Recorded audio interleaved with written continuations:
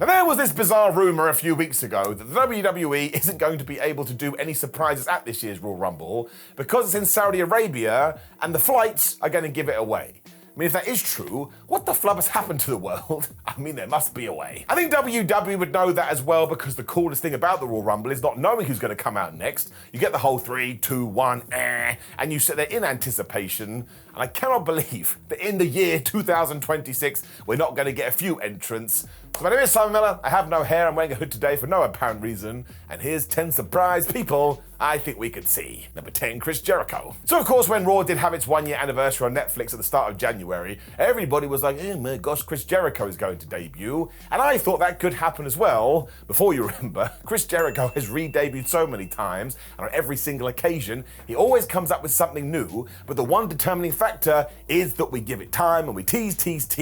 So we've had the first tease, which is Adam Pearce saying, let's break the walls down. So you know what would be a good let's do it now date? Which I probably could have said more poetically, the flippin' Royal Rumble. Now I know that would be a little bit boring in the sense that everybody does a surprise return at the Royal Rumble, but Chris Jericho is such a massive name, of course you could get away with this. And actually somebody sent me the best idea, please do forgive me because I've forgotten your name. They were like, screw the actual pop of the music starting. When you do get the 3, 2, 1, 0, let's go, it should be the countdown to the millennium clock. So even though you would get another 10 seconds, well, actually I've just updated it in my brain, that is what it could be. So instead of the countdown going 10, 9, 8, 7, we could go to the one on the screen that goes whop, whop, and yes, that's when you're going to get the initial pop, but it is Chris Jericho. Here's the deal, if Chris Jericho is not going to debut before the Royal Rumble, make sure he's a surprise in the Royal Rumble. You ain't going to be able to get a bigger name than that. Number 9, Brie Bella. So ever since Nikki Bella returned to WWE, anytime she does an interview, she's all like, you know, I have a sister called Brie, you know, we used to be tag team champions and I turned on her and said I wanted her to die in the womb, but damn it, we still do a podcast together, so maybe she's going to come back for one last run. Then people talk to Bryan Danielson, he's like, well, you know, my wife, she probably would return, but all the things would have to be in place. We're probably going to do it at the Royal Rumble. Now this scares the shit out of me because if you've been watching my content for the last 10 years, which is so damn long, why am I so old? You know I do not like Brie Bella's entrance music.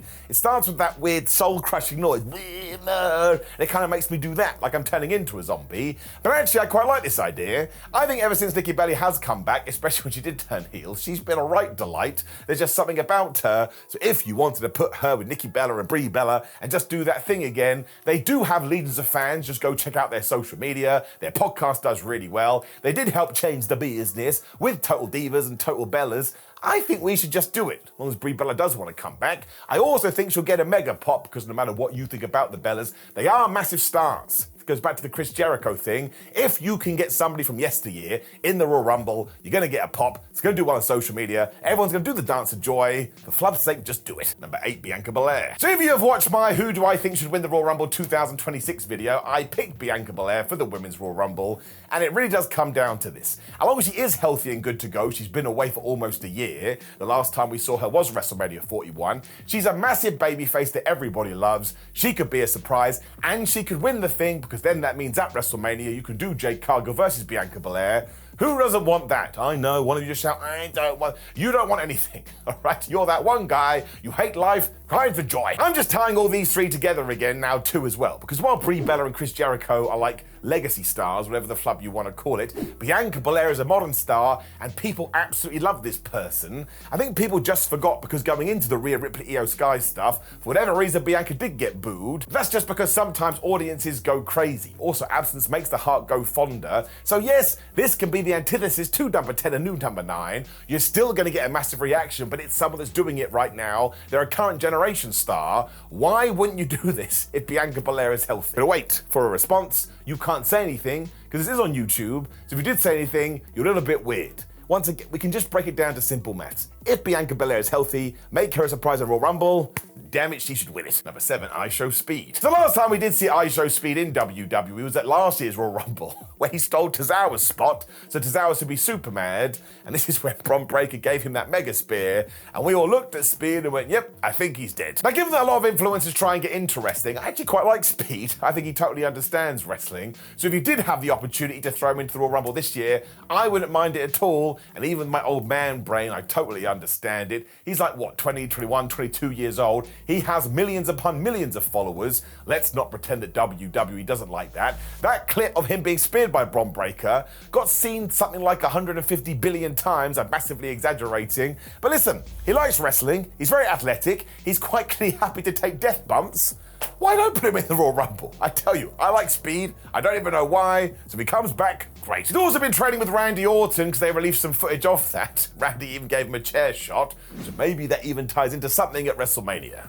Once again, get mad at me, I got no problem with it. Number 6, Chad Gable. So look at this picture. I'm not doing a Nickelback song here. That is Chad Gable in the gym recently, and that man has got super duper whooper mega jacked. And you could even say he's about ready to return after he had surgery. I can't remember what for now, but he's good to go. Now, of course, Chad Gable is not a guy that's going to come back and win the Royal Rumble, but he can be put in a mega program, because let's not forget all that stuff he was doing with the Intercontinental title before he turned heel. So I would actually use this time away to hit the reset button. He'll absolutely get a pop if he does come back from the Royal Rumble. He should throw a few people out there when he does set his sights on somebody that does have a name. They get into it, one of them can eliminate the other one, and we basically tell the audience, this is going to be your WrestleMania match. And then, yeah, he's another one. Light a fire under his ass. Make sure he has a great 2026, because in terms of in-ring talent, who better than Chad Gable? So it's a Bianca Belair situation for me. If Chad has been given the 100% you're good to go, of course he should be a surprise in the Rumble, because that's just going to get people excited. Because once again, it's absence that makes the heart grow fonder. So when you see the name on the screen, you're like, well, I may as well make some noise. Number 5, Paige. Now this one I think is a little bit of a long shot, but do you know what Paige started to do at the end of 2025?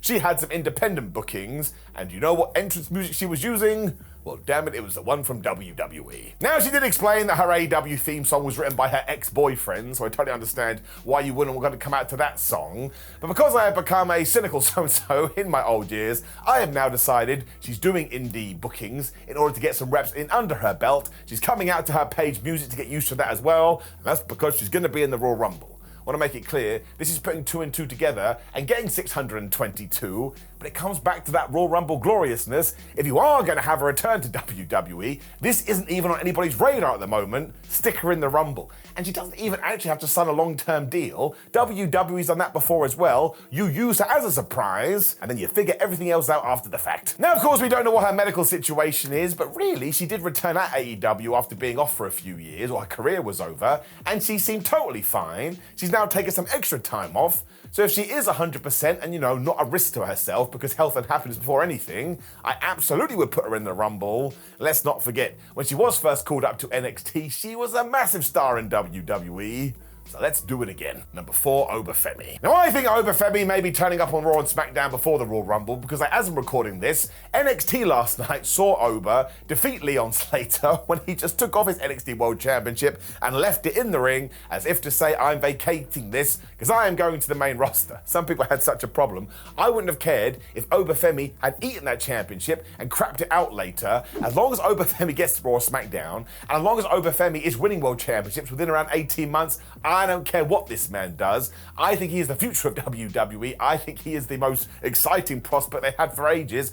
I mean, what can't he do? And look at him, he looks like an absolute monster. So I am super psyched about this, and if you can hold off into the Royal Rumble, you should do. But here's the deal. I don't think Obafemi would be winning the Rumble, and in that case, he has to throw out at least 10 people. I believe the record is held by Braun Strowman and Brock Lesnar, and it's around about 14 people in one Royal Rumble. I don't think we'll get there, so at least 10. He has to get into double figures, and he has to be thrown out by every single other person in there. Like 6 people at least have got to topple him. Then he needs a big match at WrestleMania, and he should win that, and then he shouldn't lose until 2047.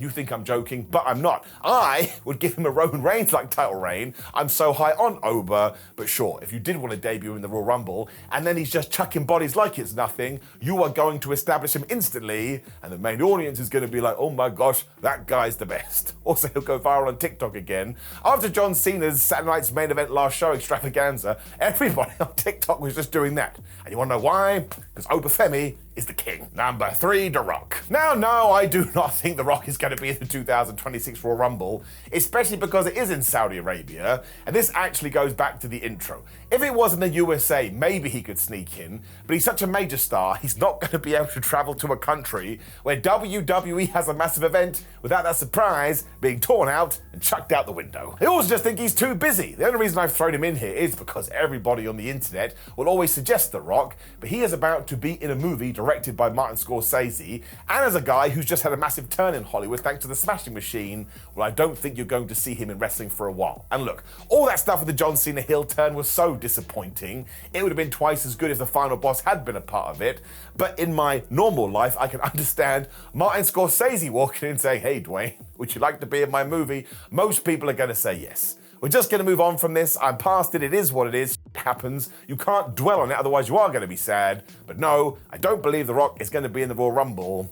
Nah, he will be, and I look like a schmuck. Number 2, Sol Ruka. So if we are going to go with the latest call-ups from NXT to the main roster, you have Obafemi, you have Javon Evans, you have Trick Williams, you have Jordan Grace, apparently you have Blake Monroe, and apparently you have Sol Ruka. Once again, this goes back to the Bayley match from that John Cena Saturday Night main event. Everybody was super impressed when they went, "She's really good. Why are we waiting?" It's a great question. She really is exactly the same as other people we've already mentioned. If she's not going to pop up on Raw and SmackDown, you can put her in the Royal Rumble. I kind of think the main audience is aware of her enough that she would get a good reaction, and once again, she can throw somebody out or be thrown out to build a program to WrestleMania, and from there, you've just done it. You're involved. Imagine it was a Charlotte Flair, just pulling a name out of my ass. Charlotte Flair versus Sol Ruka is going to tell you that WWE higher-ups are high on Sol. I mean, it could be a Rhea Ripley, it could be an Io Sky, it could be a Julia, Stephanie Vaquer. Actually, Sol Ruka versus Julia for the US title would be super good, especially because it means that WWE could actually start caring about that championship. That's what I'm doubling down on now. Sol Ruka, surprise entrant, she throws out Julia, you get that program, draw a line under it. Number 1, Joe Hendry. And you can even have a gimmick thing with this that The Miz does. Maybe somebody winds him up and The Miz accidentally shouts, "Would you shut up about Joe Hendry?" And then boom, Joe's music hits, because you know the deal. If you say his name, he shall appear. Now, of course, WWE is going to run this into the ground as they should do, and to be fair, it never gets old, because NXT did the exact same thing, and it was always funny.